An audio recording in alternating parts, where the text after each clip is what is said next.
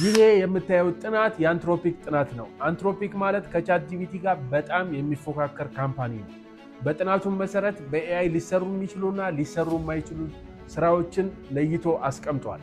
በዚህም መሰረት አብዛኛዎቹ ስራዎች ስቲል እስካሁንም በኤአይ እየተሰሩ አይደለም። ነገር ግን በቀጣይ አብዛኛዎቹ ስራዎች በኤአይ መሰራታቸው አይቀሬ ነው።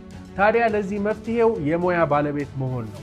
ኤአይ ይሄ የቢሮ የምንለው ወይንም ደግሞ ዋይት ኮላር የሚባሉትን ጆቦች በአጭር ጊዜ ውስጥ ጠቅሎ ይወስዳል። ከዛ ይልቅ እንደ ቧንቧ ስራ፣ ኩክ እንደዚሁም ደግሞ የተለያዩ የእጅ ሙያዎችን ለመውሰድ ገና በጣም ብዙ ዓመት ይፈጅበታል። ስለዚህ አዲስ ወደ ስራ የሚገቡ ሰዎች የአንድ የሁለት የሶስት የእጅ ሙያ ባለቤት መሆን በቀጣዩ ዓለም በጣም ጥሩ ተከፋይ የሚያደርግ ነው የሚሆነው። ስለ ኤአይ መማር ማወቅ የምትፈልጉ ከሆነ ይህን ፔጅ ፎሎ ማድረግ እንዳትረሱ። የተሰማችሁን ሀሳብ ኮሜንት ቦክስ ላይ አሳውቁ። ቻው።